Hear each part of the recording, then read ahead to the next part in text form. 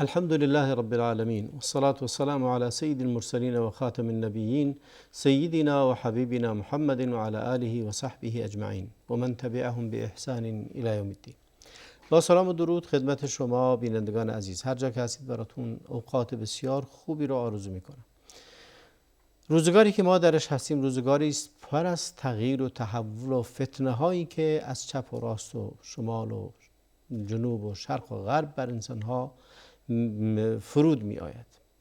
فتنه هایی که از جنس بلاهای بسیار سختی هستند، فتنه هایی که ایمان و عقیده و اخلاق و وجدان آدمیان رو نشانه می گیرند، فتنه هایی که از جمله مصائب هم هستند که مال انسان رو، جان انسان رو و آبروی انسان رو و وجود و هستی که ناکیان انسان رو هدف قرار میدن. در مقابل این همه بلا و فتنه هایی که در زمین وجود داره و انسان ها رو هدف قرار داده است، انسان مؤمن چه تکلیفی دارد؟ شرع چه راهکاری رو نشون داده است؟ در قرآن و سنت چه راهکارهایی رو به ما آموزش داده اند که بتونیم به سلامت در مقابل این فتنه ها مقاومت کنیم و برون رفتی از این فتنه ها رو پیدا کنیم.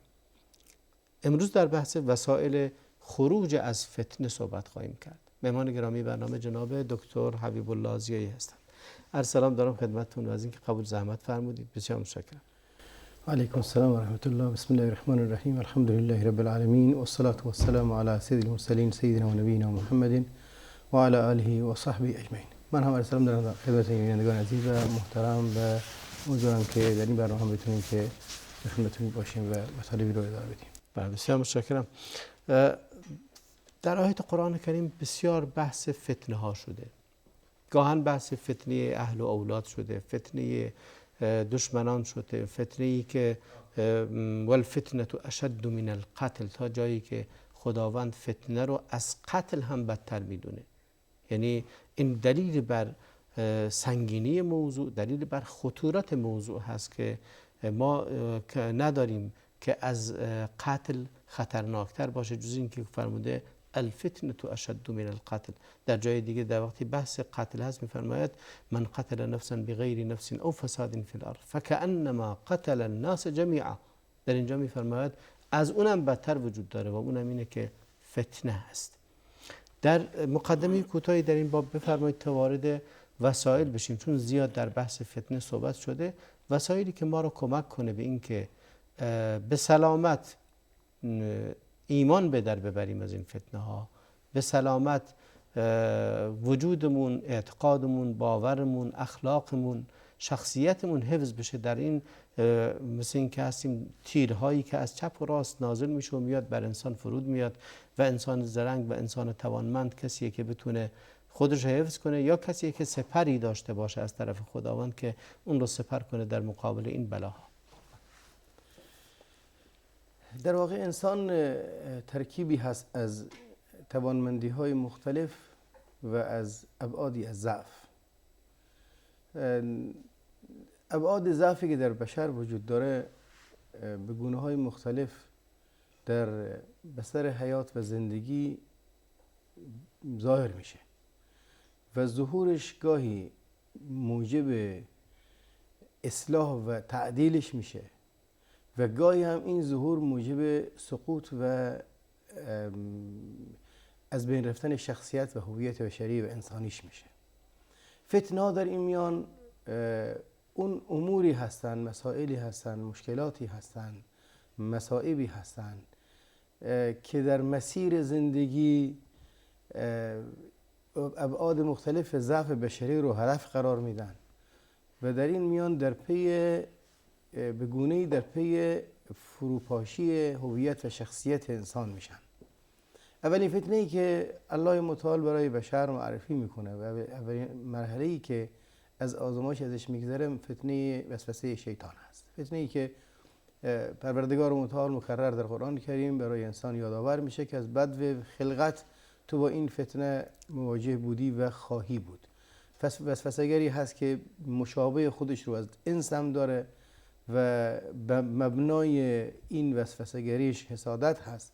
در نتیجه تو رو هدف قرار میده، ضعف تو رو و خواهشات تو رو، شهوات تو رو و در این حال شبهات تو رو در هر دو جهت، هم در ضعف فکری که انسان نمیتونه احاطه بر هر چیزی داشته باشه، هم ضعف میول مختلف و میل‌های غریزی بشری که باز هم مسلط شدن و محاصره کردن این میل‌ها نیاز به استعداد و نیاز به تلاش خاصی رو داره.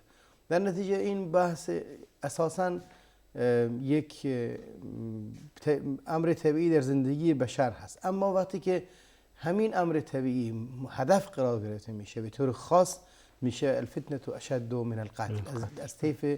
از یک طیف معین میبینیم که یا از یک مجموعه معین با اهداف معینی که دارن میخوان خودشون برتر باشن، میخوان سلطه حاکمیت مخلوق رو به دست خودشون بگیرن، میخوان انسانیت رو بردگی خودشون بگیرن، میخوان که انسانیت در منجلابی از پستی ها سقوط بکنه تا اینکه سقوط اونها یا وجود اونها در پستی ها ظاهر نشه. این عوامل باعث میشه که بشریت به فتنه های مختلف بیفته که هم در باب شهوات در فتنه میفته و هم در باب شبهات. بله، بسیار مهم هست این که حکمت از فتنه ها چی هست و چرا خداوند انسان رو این گونه در این یعنی میدان پر از خطر گذاشته. خب آیاتی از قرآن کریم هم بحث این رو میکنه: احسب الناس ان یترکوا ان یقولوا آمنا وهم لا یفتنون ولقد فتنا الذین من قبلهم و تا آخر آیه. اشاره کوتاهی هم به این چرا خداوند انسان رو در این بوتقه امتحان و آزمایش و ابتلای به این فتنه ها گذاشته است. به دست آوردن حیثیت حقیقی بشر در این معرکه زندگی تنها راهش ابتلا هست، آزمایش هست و فتنه ها در واقع یک نوع آزمایش هست، چون آزمایش نگاه به فتنه ها از بعد رتبه و موقعیت حاصل کردن هست، یا پایین هست یا بالا هست، و فتنه که گفته میشه به اعتبار ذات اتفاق هست. به اعتبار ذات که اصلا واژه فتنه در عربی به معنای در آتش گداختن هست و گداختن در آتش عموما برای خالص شدن، برای کوره هایی که خالصی و ناخالصی رو جدا میکنه. در نتیجه حیثیت ها و موقعیت های بشر با امتحان ها تعیین میشه. همونطوری که در یک کلاس درس دانش آموزانی متعددی وجود دارن و تعیین رتبه و موقعیت این دانش آموزان توسط امتحان صورت میگیره، به همین صورت ابتلا هم در زندگی بشر الله متعال جزو سامانه حیات گذاشته تا انسان‌ها حقیقت و درون مایه اونها به آزمایش گذاشته بشه و موقعیت حقیقی خودش رو بگیرن، منزله حقیقی که شایسته اون هستن رو به دست بیارن. و در این میان رقابت هم پیش میاد، در این مقام سبقت هم پیش میاد، در این موقعیت بحث تدرج در مسیر علو و بلندی هم پیش میاد.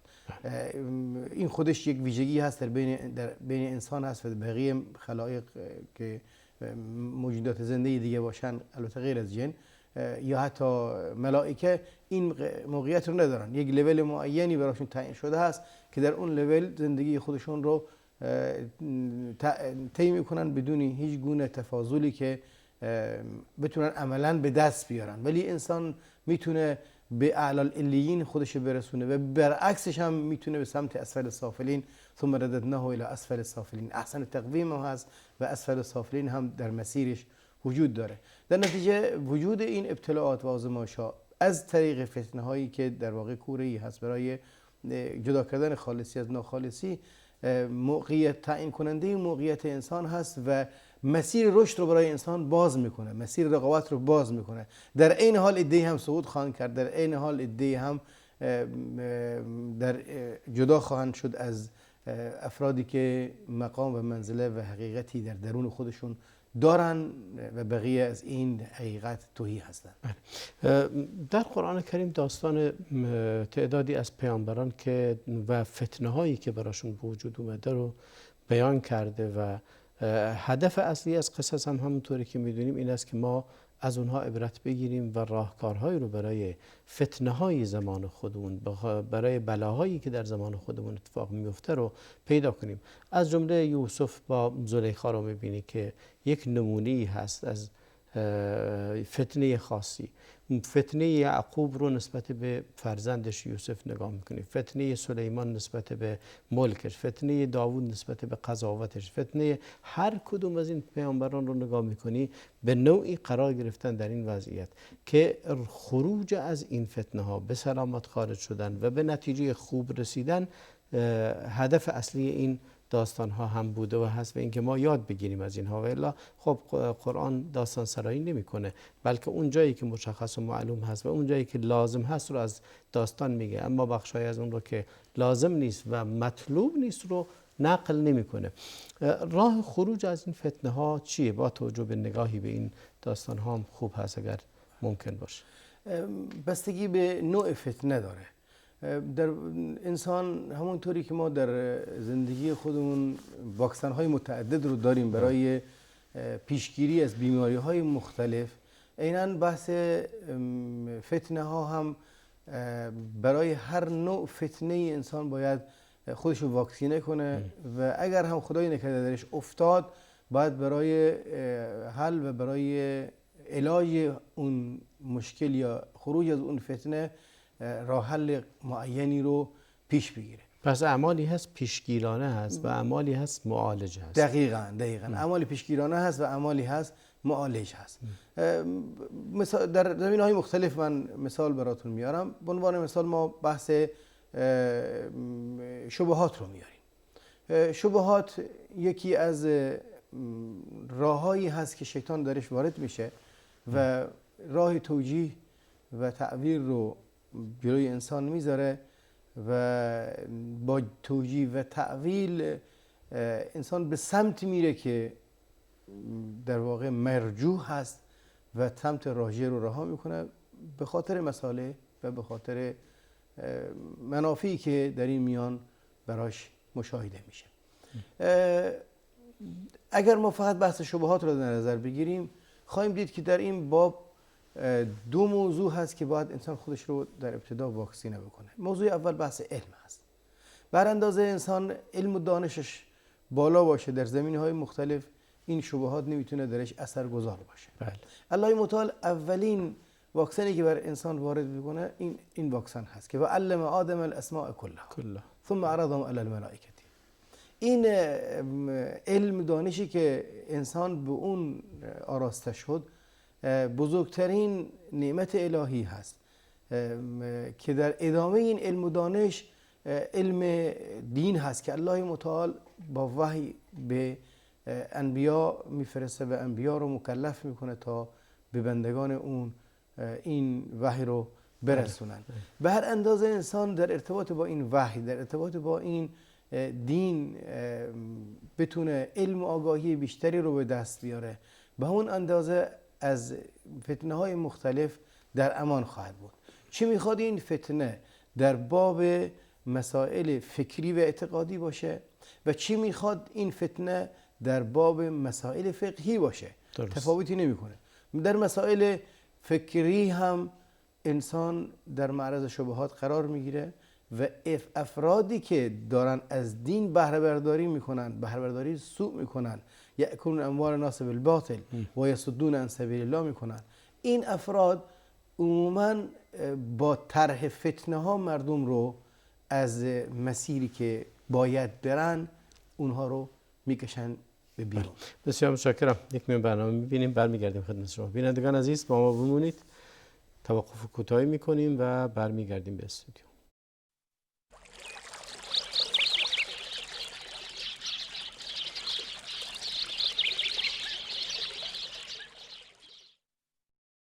با سلامی دوباره خدمت شما بینندگان عزیز. در بخش اول صحبتمون امروز پرداختیم به اهمیت موضوعی به عنوان فتنه هایی که وجود دارند و چگونه این فتنه ها بر انسان وارد میشه و در قرآن کریم چه راهکارهایی رو برای مقابله با این فتنه ها وجود داره.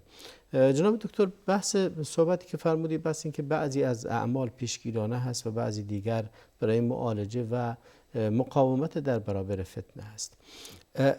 اگر به شکل مرتبتری بریم جلو، اینکه از اعمال پیشگیرانه چه اعمالی رو وسایل نجات از یا پیشگیری از فتنه میدونید؟ اولین عمل پیشگیرانه گفتم که بحث علم دانش هست که به هر اندازه ما میتونیم هم خودمون رو مسلح کنیم به علم و دانش و هم افرادی که در دسترس ما هستن، فرزند هست یا قوم و خیش هست یا بالاخره مخاطب معینی هست هر موقعیتی که وجود داریم. علم و دانش به هر اندازه علم دانش شرعی منظور؟ علم و دانش بله شرعی، بله. مرتبط با اون چیزی که فتنه از اون وارد میشه. چون علم دانشی که علم دانش دنیوی باشه، اون یکی از بزرگترین ملحدی که وجود داشت همونی که چی هم داشت، یعنی کاملا هم مشلول بود، استیون کوک بود فکر کنم، که خیلی هیچ قدرتی نداشت و حتی صحبت کردنم فقط با چیزهای صوتی که از خودش خارج میکرد اونو تبدیل به کلمه میکردن و مینوشتن، تبدیل میشد به کتاب. ولی با این حال یکی از منظرین ملحد ضد دین، نه تنها ضد دین اسلام بلکه ضد هر اعتقاد و باوری به وجود خداوند، تا این اندازه مثلا خدا رو هم انکار میکرد، با وجود اینکه مغز متفکر کامپیوتر و مغز متفکر زمانه خودش رو به عنوان صاحب نظر بود در مسئله الحاد و ضد دیانت. تردیدی نیست که علمی که در اینجا مطلوب است اون علم مفیدی هست که انسان رو با مبانی اعتقادی و باورهای دینی خودش آشنا بکنه. وقتی که من به عنوان یک مسلمان یک سری باورهای معینی رو بالاخره ارث بردم، از پدر و مادر به من رسیده، به هر اندازه ما در این ارتباط معلوماتمون عمیق‌تر بشه و علمی‌تر بشه، به طور طبیعی در معرض فتنه کمتر قرار میگیریم. ولی به هر اندازه که علم ما ضعیف باشه، خود به خود در معرض این چنین فتنه‌ای مثل شبهاتی که این آقا وارد میکنه قرار بگیریم، پایه‌های فکری ما متزلزل میشه. فرزندانم به همین صورت هستن. قرآن کریم، وحی نبوی و بالاخره علمای اهل دین منابعی هستن که ما رو در این باب آشنا میکنن، افکار و اندیشه دینی توحیدی رو به ما میدن، دلایل و برهان هایی که باید بهش مسلح بشیم در باب اعتقادات مختلفی که بهش داریم رو برامون روشن میکنن. در نتیجه این چنین شبهات یا این چنین فتنه هایی نمیتونه اثرگذار باشه. بله. اما اگر این در بحث فتنه های فکری یا اعتقادی میاد، بحث دومی که ما داریم فتنه هایی هست که در ارتباط با شهوات هست. شهوت ها انواعی داره. شهوت غریزه جنسی هست که در یک برهه‌ای از زمان به اوج خودش میرسه در جوان و به همین صورت مستمر با انسان هست تا یک مدت معینی که بالاخره قدرتش پایین میاد. شهوت مال هست که از بدو شناخت اشیاء در انسان آغاز میشه و تا دم مرگ با انسان همراه هست. بله. شهوت شهرت هست، نام هست که میخواد مطرح باشه، نامش و محبوبیت داشته باشه.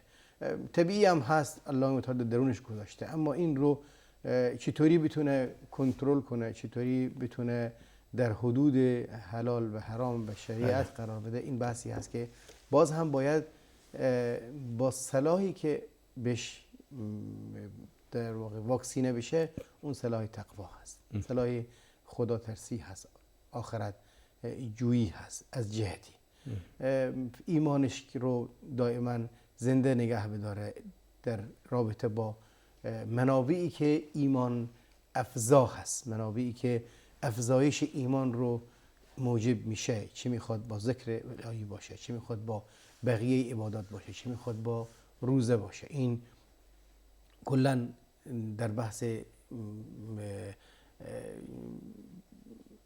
واکسینه کردن انسان در باب شهوات میتونیم در نظر بگیریم. درست. نکته دومی که در بحث واکسینه کردن در وجود داره اینه که یک سری فعالیت های عینی باز میتونه پیشگیرانه باشه. بله. به عنوان مثال تأخیر در ازدواج.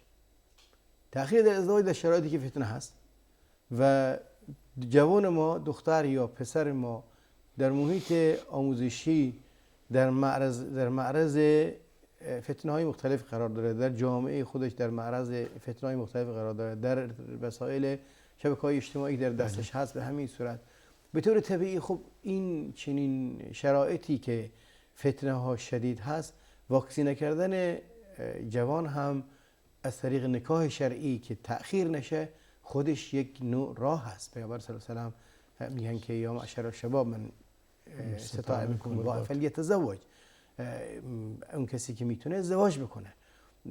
این ازدواج خودش پیشگیرانه هست در اینکه انسان رو به سمت اشتباه بکشونه، به سمت خطا بکشونه. در بحث شهوت جنس، شهوت مال یه چیزی هست که انسان از بد و گفتم شناخت اشیا وجود داره. یک بچه کوچک هم شما میخواد اسم بازیش بگیرید نمیده، میگه مال من هست. یعنی حالت تملک شخصی و انحصار طلبی در انسان وجود داره. الان اینو به فداکاری و قربانی و به دیگران بخشش کردن و به دیگران عطوفت و محبت در عطاء شخصی اظهار کردن، این یک آموزش است که ما از کودکی بچه‌ها یاد بدیم در هر زمینه. اگر اسباب بازی داره باید بهش یاد بدیم که اینو در اختیار دوستت یا مهمان یا نمیدونم هم بازیت قرار بده، با هم بازی کنید. اون چی که دارید مدرسه بچه میره باش بجای یک ساندویچ 2 ساندویچ بذاریم بگیم که دوستت کم کلاسیت که دیدی نداشت باش بخور. اگر دیدی که نگاه میکنه یا دوست داره یا میل داره بهش بده. به این صورت آموزش بدیم تا اینکه بچه از کودکی واکسینه بشه، از موقعی که مکلف نیست. الان در این شرایط مکلف نیست ولی آموزش داده میشه و در واقع برای مراحل بعد که پول دستش میاد، برای مراحل بعد که امکانات در اختیارش قرار گرفته میشه، این پول و این امکانات مالی اون رو فتنه نمیندازه و درست ازش استفاده میکنه، عطوفت و محبت نسبت به هم نوع خودش رو اعمال میکنه. بله. شناخت این مسائل، این که انسان واقعا بدونه که در هر جایگاهی چگونه عمل کنه و چه رفتاری رو داشته باشه به تناسب حال. حتی در مورد خود فتنه ها هم، فتنه بزرگتر اینه که وقتی که بلایی بر انسان نازل میشه اون بلا این رو از پا در بیاره. چیکار بکنه که از پا در نیاد در مقابل این فتنه ها؟ این خودش هم با علم حل میشه این قضیه، یا مهارت میخواد یا علم در ذات خودش اساس هست، شکی نیست اساس هست، ولی در این حال که اساس هست به دست آوردن مهارت هم در این باب یک بخش مهمی هست. کل شخصیت انسانی تکوینش تکوین تدریجی هست، یعنی به یک بار هیچ چیزی رو دست انسان نمیاد، با تدریج به دست انسان میاد. غلبه کردن یا غالب آمدن بر فتنه ها هم در واقع یک نوع قوت شخصیتی و قدرت ارادی میخواد. هم اراده قوی باشه، هم قدرت فعلی باشه در موارد مختلفی که در معرض فتنه قرار میگیره. اینها رو باید به مرور زمان اینها رو باید ایجاد کرد و مافوق همه اینها که بحث تربیتی درش هست و آموزشی و تربیتی در واقع که ما در عرصه‌های مختلف این بحث رو باید مد نظر قرار بدیم. مهمترین بحثی که با در کل با وجود آموزش پرورش وجود داره بحث استعانت یا توکل یا به الله پناه بردن هست، از الله کمک خواستن هست و به الله متوسل شدن هست. خیلی این بحث مهمترین قسمت در واقع کار و فعالیتمون اینجا هست. این خیلی مهمه و این رو داشته باشیم. یک نقطه رو که در لابلای صحبت جناب عالی بود و من جلب توجه کرد برای من حقیقتا، این که ما در مقابل فتنه ها همیشه به عنوان یک دشمن بجنگیم و اون رو یک خطر بدونیم یا اینکه اون رو یک فرصت بدونیم. الان ما فتنه‌های زیادی برامون پیش میاد. تمام خیلی مسائل هست که حالا اسمشو فتنه بذاریم یا اسمشو مصیبت بذاریم یا اسمشو بلا بذاریم یا اسمشو ابتلا بذاریم، هر کدوم از اینا رو اسمش بذاریم، نهایتاً آیا این یک فرصت هست؟ به عنوان مثال عرض بکنم، آیا فقر یک فرصته؟ آیا یا یک اضطرار و یک ضرورته؟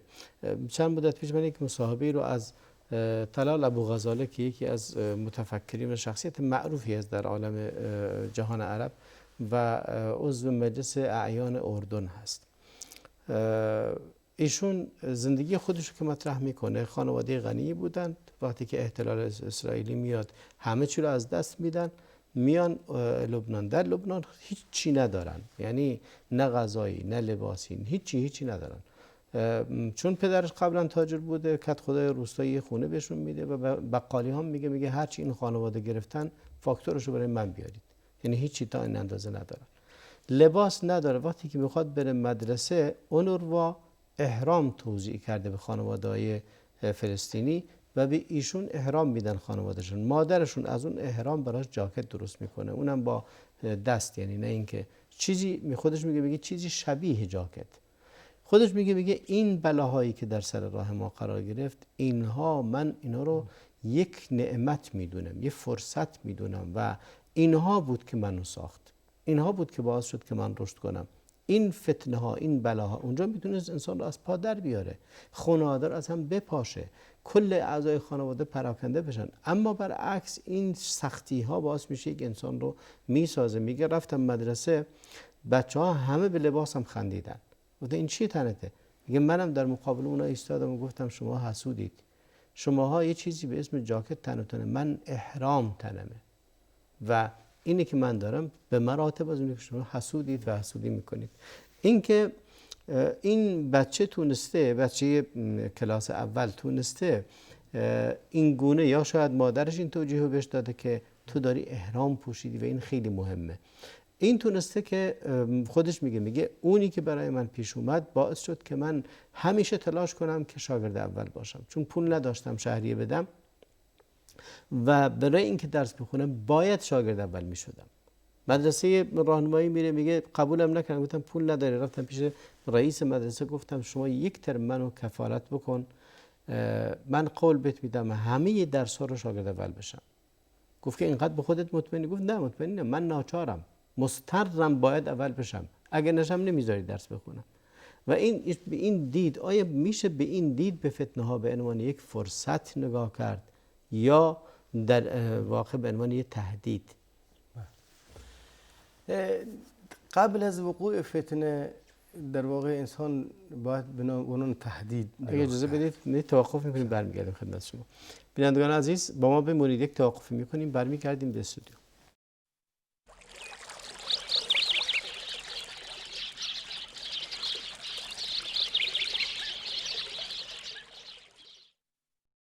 با سلامی دوباره خدمت شما بینندگان عزیز. امروز در دو بخش از صحبتمون پرداختیم به اینکه فتنه هایی که در این دنیا برای انسان ها پیش میاد چگونه با اون تعامل کنه. آخرین سوالی که از جناب دکتر حبیب الله ضیایی داشتم این بود که آیا فتنه ها یا بلاها رو فرصت بدونیم یا تهدید؟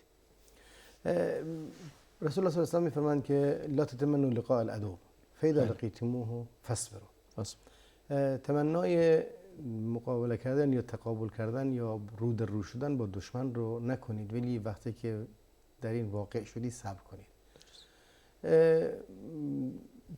در ذات خودش هیچ فتنه‌ای پسندیده نیست، چون انسان از اینکه انسان بتونه پیروز بیرون بیاد خیلی نمیدونه، در مضمون نیست. قبل از اینکه انسان در فتنه بیفته نه تمنای فتنه رو بکنه نه فتنه رو مصنوعی برای خودش بسازه. اما یعنی نه فقر رو نه بقیه مشاکل رو نه مسائل دیگه پسندیده نیست. بله. که من جرم ناوز بول انجام بدم زندان بیفتم، اگه بخواد زندان برام راهی باشه برای مثلا رشد من، و یا مال مهدر بدم که فقیر بشم مثلا. بله. ولی وقتی که در بستر زندگی به طور طبیعی دوچار اینها شدید، اونو خیر برای خودتون تلقی کنید. این نکته خیلی مهمی است که وقتی که برخورد کردید اونو خیر تلقی کنید. یعنی آمپولی هست که ظاهرش درد داره ولی حقیقتش دارو هست. یا به دنبال معنایی بگردیم که چرا این فتنه به وجود اومده و چگونه میشه ازش به عنوان فرصت استفاده کرد. یه نکته جالبی شما یادم انداختید با این نکته‌ای که گفتید و اون این هست که ما در واقع فتنه ها یا بلاها گاهی در قالب عقاب هست و گاهی در قالب یعنی در مبنای اون عقاب نیست، بلکه ابتلا برای رفع درجات هست. عموما ما این نکته رو قاطی میکنیم. درست. یک مشکلی هست که خیلی ها بهش دچار میشن. اتفاقات مشابه ما در زندگی زیاد داریم. اتفاقات مشابه در زندگی زیاد داریم، ولی اون چیزی که تفسیر کن این اتفاق هست قرائن موجودی بر این اتفاق هست. قرائن موجودی بر این اتفاق هست. به عنوان مثال ما گریه داریم. گریه داریم از روی خوشحالی و گریه داریم از روی ناراحتی و غم. بله. اندوه هر دوشون ظاهرش اشک هست. درست. تفیض اعینهم من الدمع یا حزنا الا یجد ما ينفقون یا بما عرفوا من الحق. اونجا چون حق شناخته خوشحاله اشک میریزه، اشک خوشحالی میریزه. اینجا چون ناراحته که چیز نداره که در راه خدا بده، این فرصت رو از دست داده. هر انسانی خوب میدونه که این اتفاق که براش افتاد در چه سیاقی افتاد. آیا واقعا زندگیش طبیعی هست یا 10 تا دعا نفرین پشت سرش هست؟ و به این سم نگاه کردن خیلی مهمتر هست برای انسان. اگر از این نوع هست بازم برای خودش خیر بدونه تا اینکه برگرده توبه کنه و به خودش نباله فکر کنه که الان خود این برای رفع درجاتش آدم خیلی خوبی هست. درست. بلکه برعکس آدمی بدی هست الله میخواد خوبش کنه. ولی اگر در پرونده چیزی نیست نگاه کرد بگه خدایا، به عنوان مثلا یوسف علیه السلام جرم کرده بود زندان رفت، خودش میدونه که جرم نکرده زندان هست. درست. چون میدونه خودش که پرونده ای نداره و بری هست و این براش نصیب شد خودش هم گفته رب سجن احب الی و تدعوننی الی. این نگاه به سیرت خود میتونه انسان رو تفسیر خوبی برای انسان باشه که الان در یک مرحله هست که انشالله نتایج خوبی خواهد داشت اگر صبر کنه، استقامت بکنه و در انتظار نتیجه باشه و از همه مهمتر با ظن درست و گمان صحیح به تقدیر و قضا و قدر الهی نگاه داشته باشه. بله. این نکته خیلی مهم هست در این باب. بله، بسیار جالب. میپردازیم به بحث اعمالی که واقعا انسان رو کمک میکنه، چون هر عملی هم فرمودید قبلا اشاره فرمودید که به تناسب هر فتنه یه موضع خاصی وجود داره. مثلا در مقابل شبهات باید مسلح به علم باشیم، در مقابل شهوات مسلح به تقوا باشیم، در مقابل اختلافاتی که وجود داره. یکی از فتنه های بزرگی که وجود داره اختلاف بین جامعه هست. حالا اختلاف در یک خانواده بگیریم این رو، یا اختلاف در یک جامعه کوچک که یک شهر یا یک روستا، تا اینکه اختلاف بین اقشار مختلف جامعه و امت اسلامی. در یکی از دعاهایی که به عنوان دعای افتتاح نماز از پیامبر صلی الله علیه و سلم رسیده که خصوصا در تهجد این رو میخوندن، این دعا بود که اللهم فاطر السماوات والارض عالم الغیب والشهاده انت تحکم بین عبادك فيما كانوا فيه يختلفون اهدنا لما اختلف فيه من الحق باذنك انك تهدی من تشاء الى صراط مستقیم. بسیار جالب. مالک الملک تو هستی و تو هستی که هر کسی رو بخواید به سمت خیر و نیکی و درست هدایت میدی. هدایت ما رو بده در اون چه که اختلاف میشه با اراده و اذن خودت، با خواسته خودت صراط مستقیم رو برامون تعیین و نشون بده. این دعا در واقع یک نوع دعای مفسری هست هست برای اون ایدنا صراط المستقیم. ایدنا صراط المستقیم مجمل هست ولی این دعا در ابتدا مفسر هست در شرایطی که واقعا اختلافات مختلف وجود داره. هر نوع اختلافی میخواد باشه، چی میخواد اختلافات فکری باشه، چی میخواد اختلافات فقهی باشه، چی میخواد اختلافات قبیله‌ای، هر نوع اختلافی میخواد باشه، یکی از راههای برون رفت دعا هست، دعایی که از ته دل به درگاه الهی بشه. البته این باز هم سعی تلاش هم میطلبه که انسان برای حق و حقیقت، برای یافتنش سعی تلاش لازم رو بکنه، ولی هر سعی و تلاشی ثمره حقیقی خودش رو خواهد داد در صورتی که این سعی و تلاش در سپرده بانکی توکل گذاشته بشه. این سپرده هست که ثمره اون رو در میاره. بذری که ما به عنوان سعی و تلاش میکاریم باید آبیاری بشه. آبش ایمان هست، آبش توکل هست، آبش به الله متعال متوسل شدن و از او حیات و زندگی معنوی رو خواستن است. بله.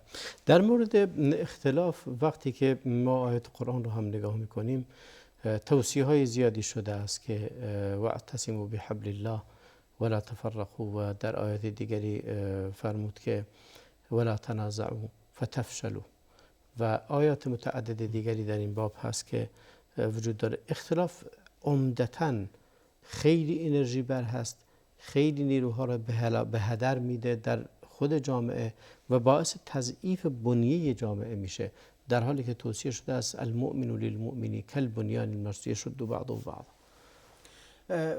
دقیقاً نکته خیلی مهمی هست که ما این رو به عنوان یک وظیفه شرعی مد نظر قرار بدیم که در هر زمینه ما در واقع داریم عبادت پروردگار متعال رو میکنیم. الله متعال برامون کلیاتی رو گذاشته و جزئیاتی رو گذاشته. در ارتباط با کلیات به ما توصیه کرده که باید بیش عنوان در این ارتباط کوتاه نیایید و هیچ گونه تنازلی نشون ندید در مبانی و اصول فکری و اعتقادی. در مسائل جزئیات وسعت گذاشته، در مسائل جزئیات تعدد رأی گذاشته، در مسائل جزئیات تنوع دیدگاه نشون، هر کسی یک زاویه میتونه ببینه. در نتیجه در این باب باید چند نکته رو در نظر گرفت. نکته اول این است که جماعت مسلم رو ول نکرد، همیشه با جماعت مسلمان یعنی با امت اسلام همصدا شد، هیچگاه شذوذ و رأی رو انتخاب نکرد، اگرچه شاید انسان فکر کنه که رأیش درست باشه، ولی وقتی که جامعه اسلامی جماعت مسلمه رو در یک راستا دید باید ادامه بده. یک صف نماز رو در نظر بگیرید، شاید یک نفر بدونه دقیقاً که داره امام اشتباه نماز میخونه، یعنی اشتباه خطا رفت، سجده سهو باید بکنه، در انتها باید بکنه، ولی اشتباه امام رو پیروی میکنه، اون خطا رو، با وجودی که تکبیر هم شاید گفته باشه، چون جماعت رو به هم نمیزنه. در انتها سجده سهو رو با امام میکنه و حتی اگر امام سجده سهو فراموش کرد بهش تذکر میده و بیش از این هیچ اتفاقی نمیفته. این یک مثال خیلی ساده هست که در زندگی هم مواردی هست که من نوعی یقین دارم که این رأی یا این روش اگرچه اکثریت دارن میرن خطا هست، ولی چون جمع مسیر رو داره میره باید جمع رو رها نکرد. این ابتداً تلاش میکنه که نصیحت کنه، الدین و النصیحه. اگه نتیجه نداد یعنی این وضعیت قائم رو ترجیح میده بر اختلاف با ادبیات دقیقی که درش اختلاف انگیزی نباشه، درش بی حرمتی نباشه. همونطور که در نماز ما ادبیات معینی رو داریم در بحث تذکر دادن به امام. این یک بحثی هست. در بحث این مسئله برمیگرده به جامعه. حالا بیایم به صورت فردی به قضیه نگاه کنیم. چه بنیه هایی لازمه در فرد باید این رو تقویت کنه، داشته باشه که هم بتونه پیشگیرانه در مقابل فتنه ها، هم اینکه معالجه کننده وضعیتی که برای انسان پیش میاد در حال فتنه. چه بنیه های فردی لازمه، از جمله ارتباط به خدا و بقیه مسائل دیگه؟ چه بنیه هایی رو ما لازم داریم؟ نکته اول که اشاره کردید نکته مهمی است، بحث ارتباط با خدا و تقوا و پرهیزگاری که روح روان انسان رو باید در واقع عجین باشه تا اینکه در هر زمینه انسان از خدا بترسه و در هر زمینه، در هر رأی، در هر موقعیتی خداجویی و آخرت طلبی درش محور باشه. نکته بعد دومی که نیاز هست که انسان باز هم بهش مسلح باشه یا بهش تقریبا خوی بگیره، عادت بکنه، این هست که سعادت داشته باشه. عفو و صفحی که قرآن کریم با کثرت میاره، در موارد متعدد میاره، این رو به عنوان یک خلق و خو در هر زمینه‌ای رعایت بکنه. با این سعه صدر و وسعت نظر و گذشت در هر زمینه‌ای از درگیر شدن و از اختلاف افکنی خودش میتونه نجات بده، از انانیت به خرج دادن و از استبداد رأی، از اصرار بر به کرسی نشوندن رأی خود میتونه خودش رو در بیاره. واذکر الله ذکرا کثیرا. ما 2 دقیقه بیشتر وقت نداریم. ذکر چه تأثیری داره؟ از کار به طور عموم قرآن کریم اگرچه به طور مجمل ذکر رو میاره، با کثرت میاره، ولی این کثرت رو وقتی که ما تطبیق سنت میدیم، موارد مختلف هست که میاد در هر زمینه یاد آور وظیفه شرعی انسان در مقابل در موارد متعدد میشه. انواع مختلف ذکر، چه میخواد از کار صباح و شام باشه، چه میخواد دعاها باشه، چه میخواد از کار داخل نمازها باشه، همه اینها که با کثرت باید انجام بشه، هر کدوم از این اذکار پیامی رو داره. بله. هر کدوم از این اذکار به انسان بصیرت در زمینه معینی رو میده که نمونهشو من در اون دعایی که اشاره کردم گفتم و نمونه‌های دیگری هم که در هر دعا ما تأمل کنیم این پیام رو برامون خواهد داشت. بله، بسیار متشکرم از حضور شما جناب دکتر حبیب الله ضیایی. بینندگان عزیز، به انتهای برنامه امروز رسیدیم. امیدوارم که مواظب خودمون باشیم از اینکه فتنه هایی که در اطراف ما وجود داره و زمانه ما آبستن فتنه های زیادی هم هست و از چند سالی است که ما به شکل بسیار شدیدتری هم سریعتر اتفاق میافتد. این فتنه هایی که هر روز هر لحظه داره اتفاق میفته، از فتنه هایی که مرتبط به شهوات هست، اونی که مرتبط به شبهات هست، اونی که مرتبط به عمق ایمان و دیانت انسان هست، یا اونی که مرتبط به جامعه هست. خداوند همه ما را از این فتنه ها و بلاها حفظ بگرداند و توفیق دهد که بتوانیم از این فتنه ها به عنوان یک فرصت استفاده کنیم و از خطر اون بگذریم. تا برنامه دیگر و هفته دیگر همه شما را به خدای بزرگ میسپارم. صلی الله و بارک علی نبینا محمد و علی آله و صحبه اجمعین.